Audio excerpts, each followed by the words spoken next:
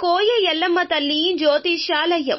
ఎక్కడెక్కడ ఉన్న వారికైనా ఫోన్ ద్వారానే జ్యోతిష్యం చెప్పబడును. విద్య, ఉద్యోగం, వ్యాపారం, ప్రేమించిన వారు దూరం కావడం, భార్యాభర్తల మధ్య గొడవలు, అత్తాకోడళ్ల మధ్య మనస్పర్ధలు, కుటుంబ సమస్యలు, ఆర్థిక సమస్యలు, పెళ్లి కుదరకపోవడం, సంతానం ఆలస్యం కావడం, స్త్రీ పురుష వశీకరణం, చెడు ప్రయోగ నివారణ మొదలగు ఎటువంటి సమస్యలకైనా పరిష్కారం చూపగలరు. స్త్రీ పురుషులకు ఎటువంటి సమస్యలు ఉన్నా నమ్మకంతో కాల్ చేయండి. గురూజీ గోవిందరాజు 9703930797. రోజున సాయంత్రానికి మీరు ఊహించని ఒక సంఘటన జరగబోతోంది.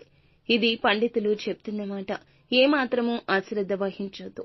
నిర్లక్ష్యం లేకుండా ఈ వీడియో చూస్తే ఏమిటి ఆ సంఘటన మీకు ముందుగానే అర్థమవుతుంది. ఏం జరగబోతుందో వీడియోలో చూసి విని తెలుసుకుందాము. వీడియో మీకు నచ్చితే తప్పకుండా ఒక చిన్న లైక్ చేసి మమ్మల్ని సపోర్ట్ చేయండి. ఇక ఆలస్యం లేకుండా వీడియోలోకి వచ్చేద్దాము. ఈ రాశి వారికి ఎప్పుడు ఏదో ఒక సమస్య ఉంటుంది. అలాంటప్పుడు ఓం నమఃశివాయ అనే మంత్రాన్ని జపించండి.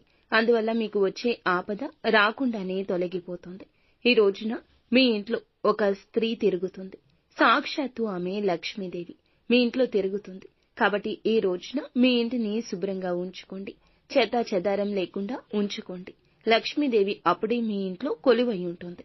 అఖండ అదృష్టం మీ వెంట ఉంటుంది. ఈ రోజున మీ ఇంట్లో ఈ సంఘటన జరగడానికి కారణం కూడా మహాలక్ష్మీదేవి. మీ కోరికలు అన్నీ కూడా ఈ రోజు తీరబోతున్నాయి. అంతేకాకుండా మీరు ఎప్పుడూ చూడని డబ్బు ఈ రోజు చూడబోతున్నారు. ఈ రోజున లక్ష్మీదేవిని పూజ చేసుకోండి.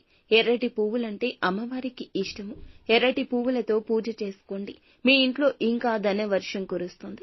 డబ్బుకు ఏ లోటు ఉండదు. జీవితంలో కష్టాలు, బాధలు తొలగిపోతాయి. ఈ రోజు ఒక పెద్ద అవకాశాన్ని అస్సలు వదులుకోవద్దు. ఇక నుంచి మీ నుంచి దూరం అయిపోయిన వారు తిరిగి మీ జీవితంలోకి రావడానికి సిద్ధమవుతున్నారు. మళ్ళీ మిమ్మల్ని వెతుక్కుంటూ మీ దగ్గరకు అయితే వస్తారు. కాబట్టి మిమ్మల్ని ఎవరు ఏమన్నా కానీ ఎక్కువగా ఈ రోజు ఫీల్ అవ్వద్దు. ఎవరైనా మీ జీవితంలోకి తిరిగి వస్తున్న వారు ఉంటే గనక ఖచ్చితంగా వారిని ఆహ్వానించండి. ఒకసారి ఆలోచించండి. మంచిగా ఆలోచించండి. మంచి జరుగుతుంది. మీ పని మీరు చేసుకుంటూ ముందుకెళ్ళండి. కాలం అనుకూలంగా మారుతుంది. సంతానం కోసం ఎదురు చూసే వారికి కూడా త్వరలోని ఒక శుభవార్త వింటారు. కాకపోతే ఈ రోజున ఆరోగ్యపరంగా జాగ్రత్తగా ఉండండి. అనవసర ప్రయాణాన్ని తగ్గించుకోండి. ఏ పని చేసినా నికరంగా చేయండి. దానివల్ల మంచి ఫలితం ఉంటుంది. ఈ రోజున ఏ పని వాయిదా వేసినా మీకే నష్టం జరుగుతుంది. ఈ రోజు బయట వారితో కొంచెం జాగ్రత్త. ఆచితూచి మాట్లాడండి. ఇప్పటి వరకు ఎన్నో కష్టాలు అనుభవించారు. బాధలు, అవమానాలు పడ్డారు. ఏ పని చేసినా నష్టాన్ని ఎదుర్కొన్నారు. ఇప్పటి వరకు కష్టపడుతూనే పెరిగారు. ఇవన్నీ ఇక నుంచి దూరం కాబోతున్నాయి. మీ జీవితంలో అద్భుతం జరగడం మీ చేతుల్లోనే ఉంది. ఓర్పుగా, సహనంగా ఉండండి. నిత్యం దైవారాధన, శివారాధన చేసుకోండి. అంతా మంచి జరుగుతుంది.